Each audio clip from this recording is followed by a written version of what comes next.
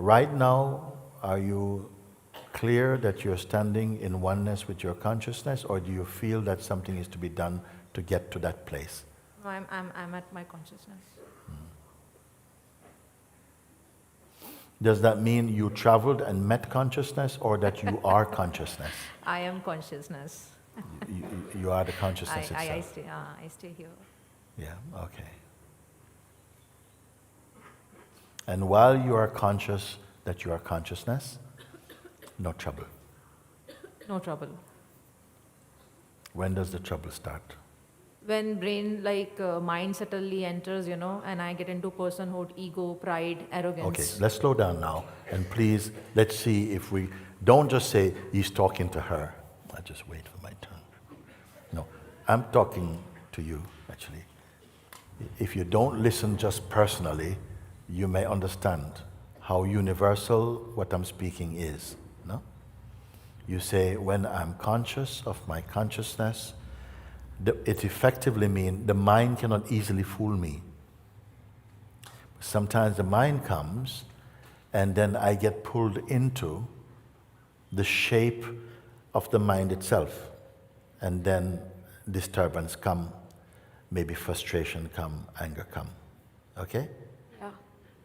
When the mind comes in, okay, it says something.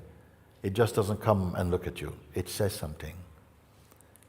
It usually says something that invites you to become a person.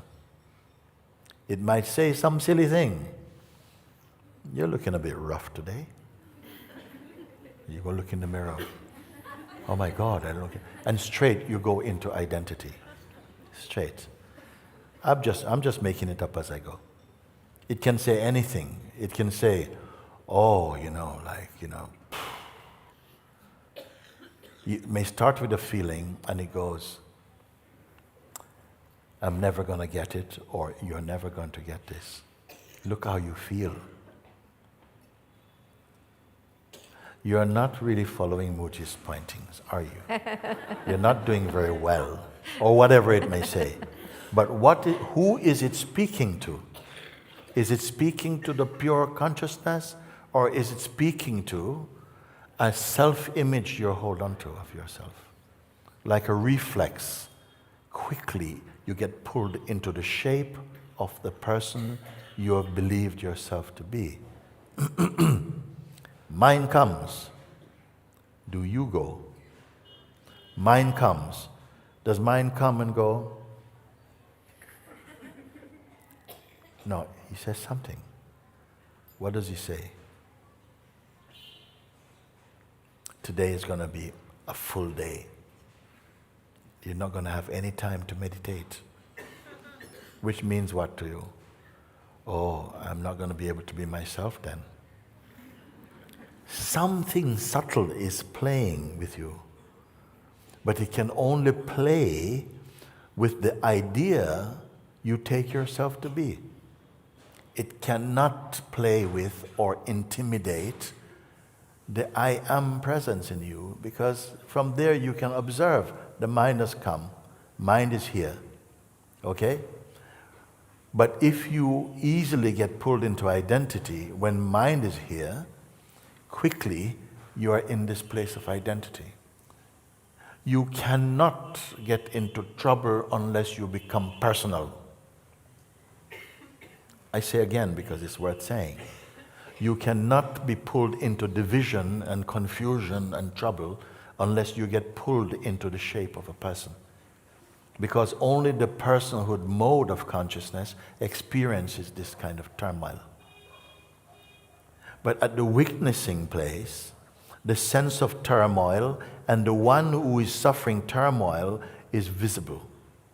Maybe initially they feel some resistance or some difficulty to see like this because we are not accustomed to challenging our perspective in personhood. You take the personhood stage to be a fact, and what you take to be a fact, you don't challenge. So, mind come. You're peaceful. You're peaceful, feeling peaceful.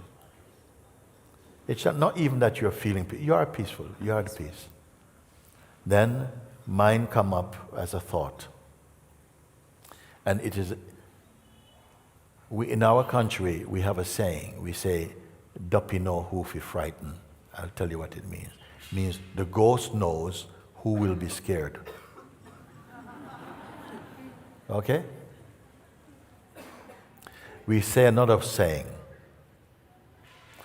Duppy don't go to the parson's house, Duppy go to the person's house. Meaning, the Duppy, the ghost will not go. The parson means the one who is like a monk. He won't go to his house. He won't go to the parson's house. He will go to the person's house. Because the person is afraid of the ghost.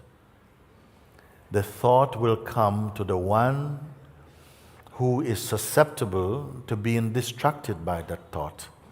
Distracted means to leave your true place and to go to your false place. The false place is your person place. It's a volatile state. Am I speaking too quickly? No. Okay, so watch this tendency. You're at peace. You're here. The mind comes and you're in pieces. You're at peace. The mind comes and goes. So what are we going to do? And suddenly you have something to do if you believe. So watch that. Who is the mind speaking to? Presently, you feel it is you, meaning your true self. No. Then speak then from this place. If you say no, then when the mind comes, what happened to you? That is what it tricks me, no? It speaks to the person. That ego becomes so big that I get into that situation and that scenario. No, but you said no. You say... It's not speaking to the consciousness, it's speaking to the person. But you don't know in that moment you are the consciousness. Yes, I don't know that. I am keep traveling. Yes, you see? So something, a capacity in you is capable of listening to that voice and believing that voice, and it pulls you into the shape. Yes. Once you go into the shape, you have to fight from that shape. Do you have to fight from shapelessness?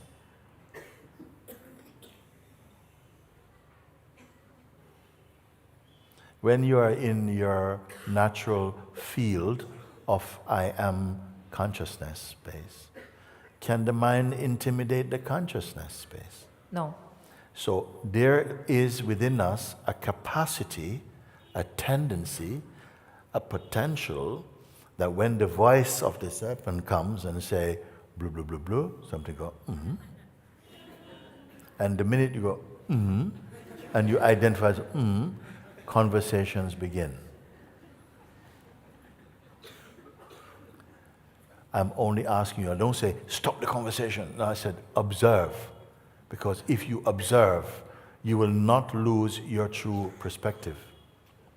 If you don't observe, like yesterday and the day before yesterday and the week before last week and the month before last month and the year before last year and the decade before last decade and the life before last life, you will keep on listening and feel you're being pulled about, or you're defending your mind because you don't realize it is not your friend. Not yet. It is speaking to the person you take yourself to be and not the truth you are. But you are not yet conscious of the truth you are. When we take ourselves to be a person, then you are transacting in the world. You want this, you have to get this, you have to do this, and so on. You have not yet become aware of the natural state within your own self. As soon as you begin to catch this, a battle rises up in you. It's as though that force in you that is attracted to the carnal identity, that is attracted to the voice of the mind, the psychological mind, that begins to come up to fight for its survival. You know something? It is not real. But for the one you take yourself to be, it will feel very real. If you can begin to observe both the reactions, the actions, the interactions, and the one that is being affected by them, you're out of that trap. You remain as the conscious witness of them. Maybe you're not yet cured, you're not yet fully cured, but you're waking up to the mechanism of the functioning of the egoic mind. And I put it, that is the one thing you need to transcend in this world. For this you came into this world. To know this play, and to transcend it by understanding your true nature. And that is totally possible. And I want to tell you something encouraging. You have the advantage. Why? Because you are already the self.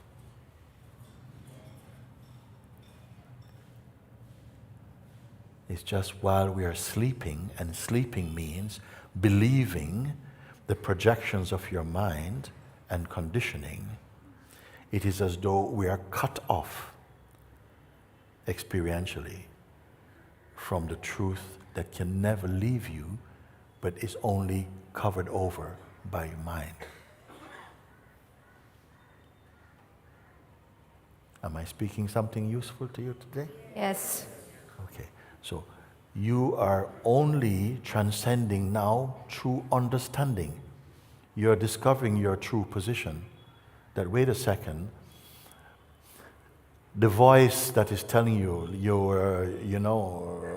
even some years ago, maybe a few hundred years ago, there was a time